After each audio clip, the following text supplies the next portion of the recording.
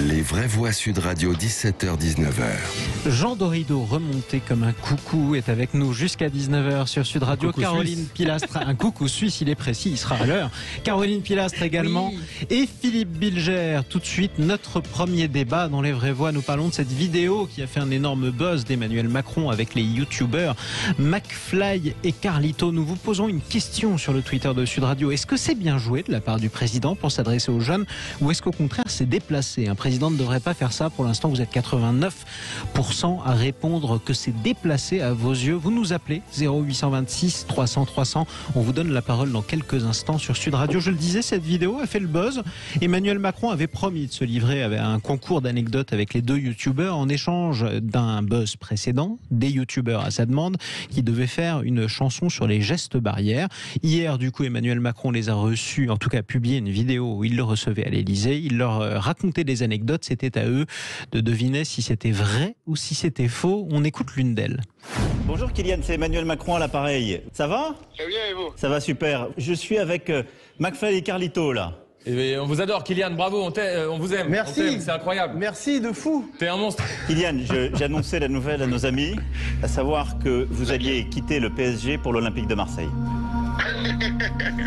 Impossible. Ça c'est beau. Yes.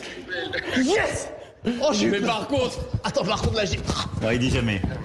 Impossible d'aller à Marseille. C'est pas dans notre ADN ça. Non, n'en faites pas trop non plus Kylian.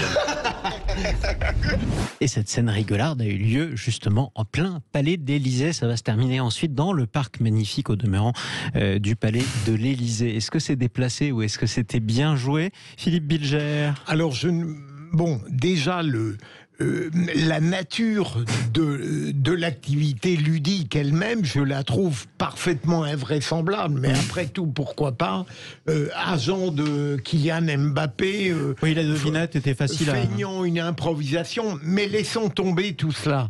Je sais bien qu'on va en permanence m'opposer devant mon indignation l'air du temps. Et le fait que tous les présidents, peu à peu, ont fait quelque chose de similaire et que ça va s'aggraver. Précisément, je dis que... certes, Emmanuel Macron va convaincre une certaine jeunesse qui va de 15 à 23 ans, mais il en existe d'autres. Mais il me semble que plus gravement, ce cynisme qui croit rattraper une tranche d'âge par des activités que j'ose qualifier de vulgaires, eh bien, est tout de même extrêmement déstabilisateur pour la démocratie. D'une part, ça va éloigner du rapprochement avec la politique un certain nombre de membres de la communauté nationale, et d'autre part, et là j'accepte, j'aurai la contradiction et ça ne me gêne pas, je ne sous-estime pas le caractère préjudiciable de ce qui s'est passé à l'Élysée, parce que je crois que bizarrement ça rejoint un petit peu la manière dont parfois Emmanuel Macron appréhende la politique sur le fond. C'est-à-dire que dans la politique d'Emmanuel Macron, et pas seulement sur le plan régalien, il y a quelque chose de fluctuant, de volatile, presque de ludique, qui n'est pas loin de correspondre à cette chose dont il ne faut pas surestimer l'importance, mais qui tout de même me perturbe. Pour qui avait cru au Nouveau Monde, exceptionnellement avec lui, on a une certitude, c'est que s'il avait arrêté net cette dérive de la vulgarité présidentielle, là, le Nouveau Monde aurait été présent. Et vous regrettez l'ancien monde moins vulgaire? Non, il a été pas mal non plus. Sarkozy n'était pas un monstre d'élégance. Mais tout de même, lui, moi, j'avais cru bêtement au Nouveau Monde. Eh bien voilà, vous êtes déçus. 0826 300 300. On va vous donner la parole, Jean Dorido. On accueille David du côté de Toulouse. Bonsoir à vous, David. Oui, bonsoir à tout le monde. Et bienvenue à vous, cher Toulousain, champion d'Europe de rugby pour la cinquième fois de votre histoire. Vous avez fait la fête ce week-end? Non, parce qu'on a quand même respecté les restrictions. Ouais, pas comme à Lille. Voilà. Pas comme à Lille. On va en parler dans quelques instants, justement. Je n'ai rien dit. Allez. En tout cas, on revenait avec vous, mon cher David, pour vous demander ce que vous aviez pensé de cette prestation présidentielle au sein du Palais de l'Élysée avec deux youtubeurs. Figurez-vous qu'il y a une vraie voix qui n'est pas d'accord avec vous. David, c'est pourquoi c'est l'heure du duel. C'est l'heure du duel.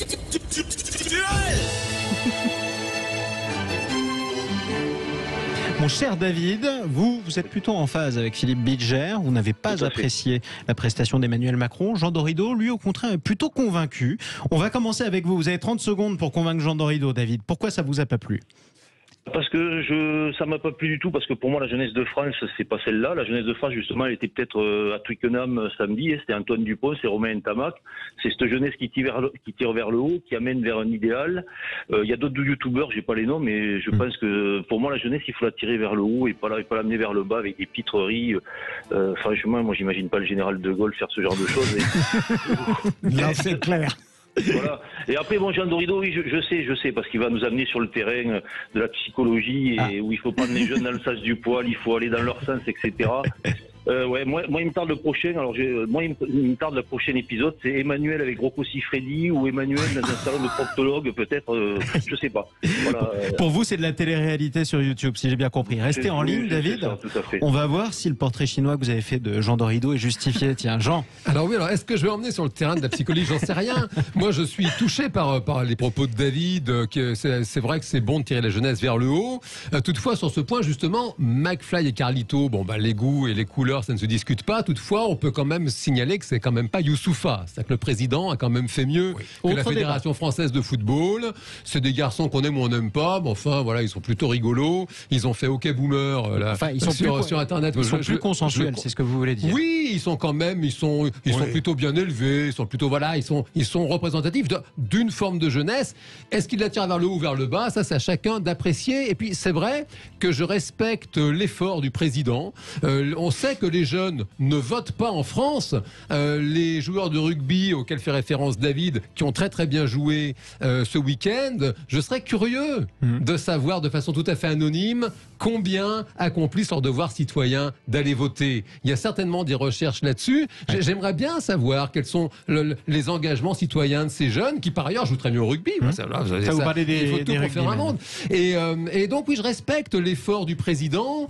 Quant à la question de l'ère du temps et sur la question de la dignité du nouveau monde, on a connu Giscard d'Estaing allant jouer de l'accordéon et allant déjeuner chez les Français. Je ne suis pas sûr que ça tirait la politique vraiment plus vers le haut. On a connu, on le sait aujourd'hui, paix à son âme, les affaires très olé justement de tous ces présidents. On le voit avec Mitterrand et Anne Pinjot. On le voit. C'était privé. Oui, c'est différent ça quand même. Tu peux parler de Chirac et ses baskets face à Madonna. Ça sortait un peu dans les médias. Les diamants de Bokassa, n'en parlons pas. Donc, si vous voulez, je crois qu'il faut se méfier de ce raisonnement qui sont un peu la naphtaline, de se dire oui, quand même, qu'est-ce qu'ils étaient bien nos anciens hommes politiques.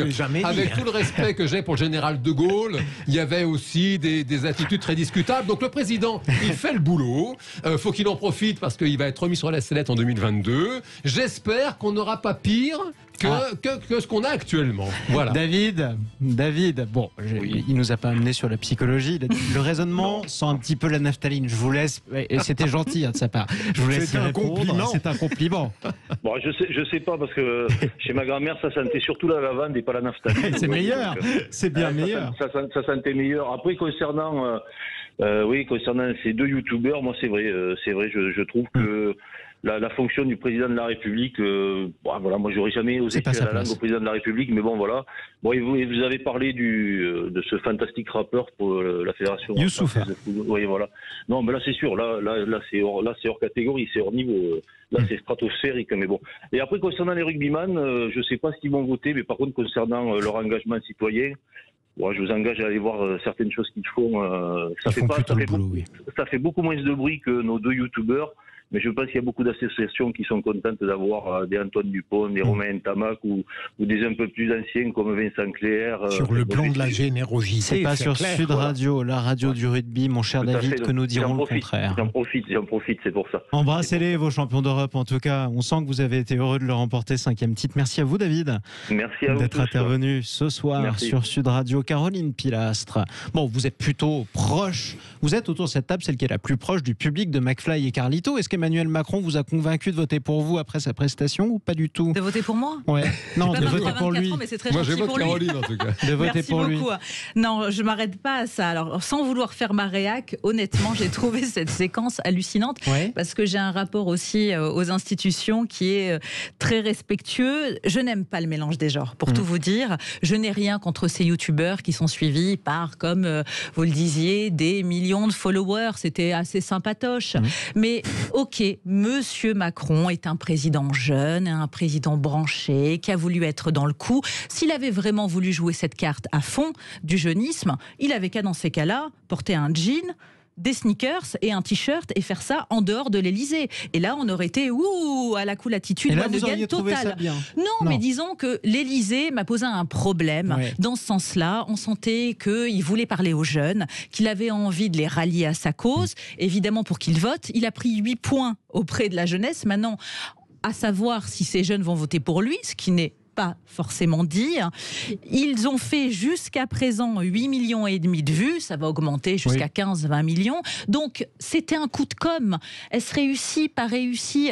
Moi j'ai trouvé cette séquence un petit peu déplacée. J'ai pas été choquée outre mesure, mais je trouve honnêtement qu'actuellement c'était pas vraiment d'à propos, et la seule chose qui m'est réellement exaspérée, c'est qu'il leur a dit que lors de l'allocution du 14 juillet, il y aurait leur petite photo sur le bureau de l'Élysée. Ah bah ça non. Ça c'était un engagement, comme il l'a fait match nul avec McFly et Carlito.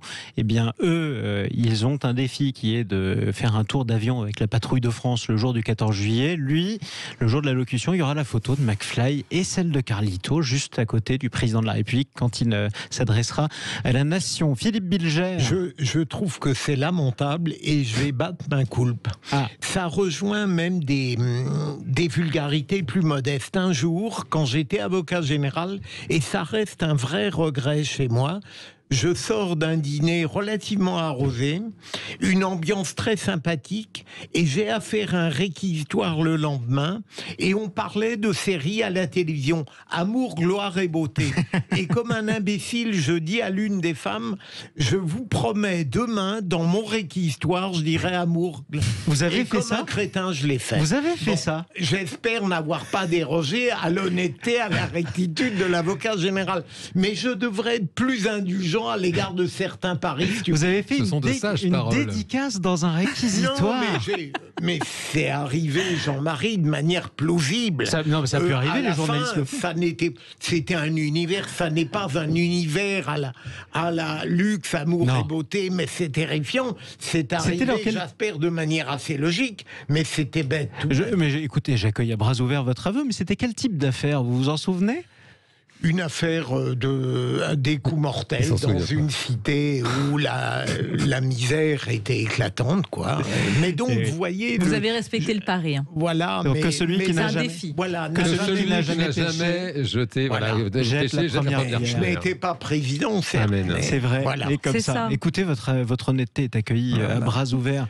Cher Philippe Bilger, bon, écoutez, ça arrive, on en reparlera. D'autres coups de com', il y en aura toujours. Valéry Giscard d'Estaing, vous le disiez, qui prend son petit déjeuner avec des éboueurs pour montrer qu'il est proche des Français. Oui, Jacques mais Chirac. c'est très différent. Non, c'est générationnel aussi. Non, c'est très différent. On peut discuter, Jean, le caractère utile mais il y avait quelque chose qui relevait tout de même d'un ressort politique. Il n'était pas scandaleux de donner l'impression à la société française qu'il y avait là la reconnaissance d'une utilité sociale qui généralement est sous-estimée. Là, Carlito, on s'en fiche. Ils ont une utilité sociale, sans doute d'ailleurs. Ils ont une influence importante. Ils ont une utilité sociale. Parce que c'était pas le moment de parler du fond Jean et Caroline ensuite. Oui, pardon.